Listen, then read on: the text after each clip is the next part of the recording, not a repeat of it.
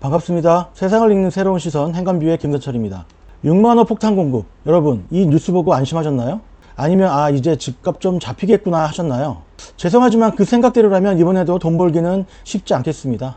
화려한 지도 뒤에 숨겨진 진짜 신호를 읽지 못하면 우리는 또 벼락가지가 될지도 모릅니다. 오늘 그 행간을 적나라하게 한번 파헤쳐 보겠습니다. 슬라이드에 로드맵만 보면 아주 화려합니다. 도심 알짜 땅에 6만호를 짓겠다. 누가 봐도 파격적인 공급 대책이죠. 그런데 말입니다. 이대로라면 파격적 공급이 늘면 가격은 내려야 하잖아요. 그게 상식이죠. 하지만 지금 시장은 반대로 가고 있는 것 같습니다. 오히려 사람들은 더 조급해하고 있어요. 도대체 왜 공급 폭탄이 떨어졌는데 집값 불씨는 더 타오르는 걸까요? 오늘 이 역설의 정체를 맹표의 경제학과 도스토옙스키의 문학으로 파헤쳐보는 시간을 갖도록 하겠습니다. 지도를 한번 보시죠. 위치가 아주 기가 막힙니다. 물량 최고의 입지에 6만원은 역대급이죠. 겉으로 보면 완벽한 대책 같이 보입니다. 당장이라도 집값이 잡혀야 정상이란 생각이 들 정도죠. 그런데 말입니다. 솔직히 이 지도 보고 마음이 좀 놓이셨나요?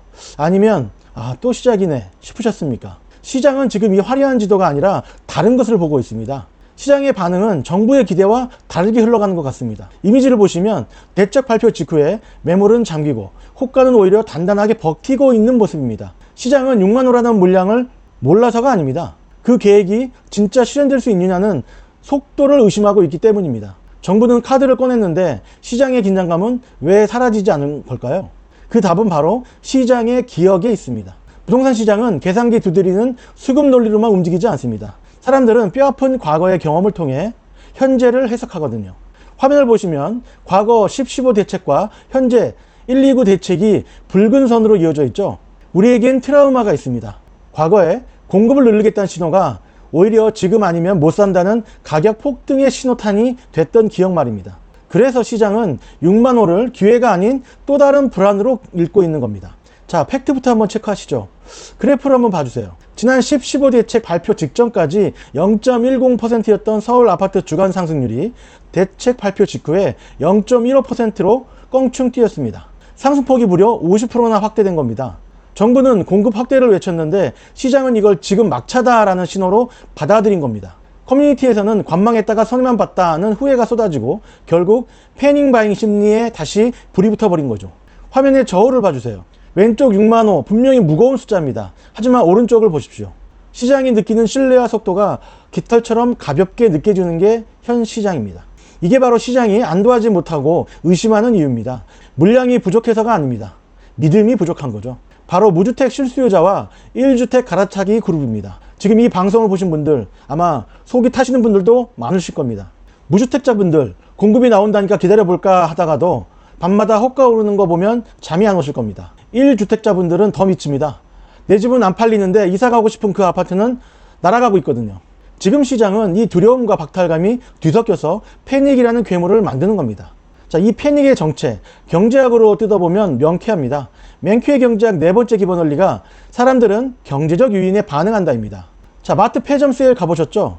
직원이 마이크를 잡고 외칩니다. 마감 5분 전, 이 가격 오늘이 마지막입니다. 자, 그 순간 어떻게 됩니까? 필요 없던 물건도 일단 카트에 넣습니다. 왜죠?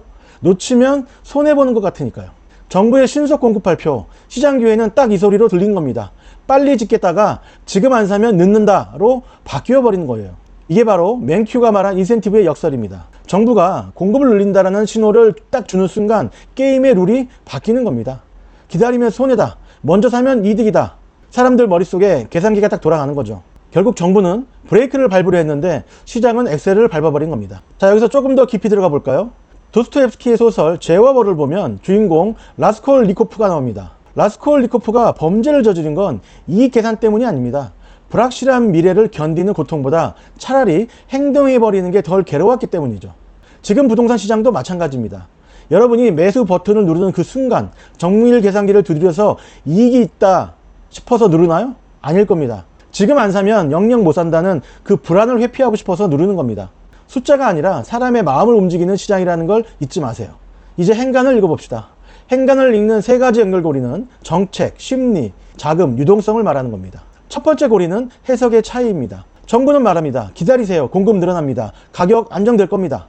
하지만 시장은 그 말을 듣고 이렇게 번역합니다. 저기 공급이 늘어나서 좋아지겠네? 그럼 저기부터 먼저 사야 하나? 같은 메시지인데 행동은 정반대죠. 전형적인 동상이몽입니다. 정부는 안정을 원했지만 시장은 호재로 받아들인 거죠. 두 번째 고리는 학습 효과입니다. 지난 9월 대책과 10월 대책 중 전반적인 계획에 의해서 좀 지켜보자 라고 관망했던 분들은 어떻게 됐나요?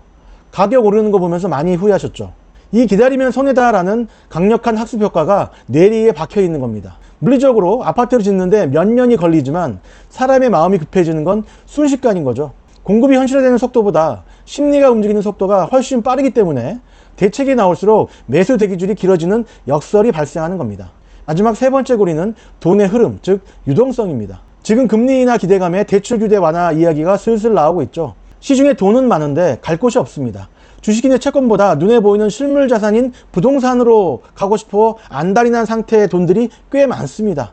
이런 상황에서 정부의 공급 대책은 타오르던 불에 기름을 부은 격이 됐습니다. 대기하고 있던 자금들이 정부가 저기를 밀어주는구나 라는 역설의 확신을 가지고 부동산에 쏠리는 명분이 생기는 겁니다. 자, 오늘 방송의 핵심 행간 번역기를 한번 돌려보겠습니다. 뉴스에 공급 대폭 확대라는 기사가 떴다.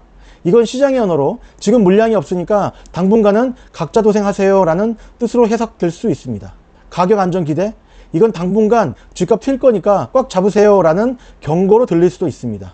뉴스의 겉면인 헤드라인에 속지 마시고 그 뒤에 숨은 욕망의 행간을 읽어야 내 자산을 지킬 수 있는 겁니다. 자, 그래서 이제 뭘 봐야 하냐고요?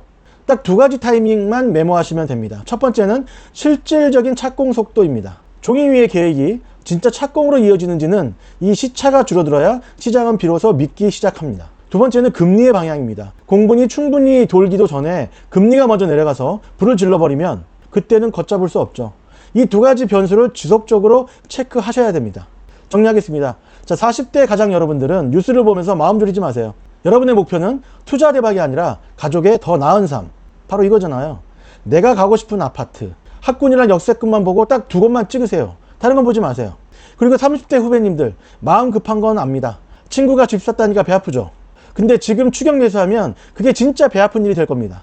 집값 보지 말고 내 월급을 보세요. 내가 매달 낼 수 있는 이자, 딱 거기까지만 보고 판단하시는 겁니다. 그게 기준이 되는 겁니다. 자, 오늘의 핵심 한 줄, 대책은 곧 하락이다라는 공식은 맞지 않습니다. 그걸 믿고 투자하시면 안 됩니다.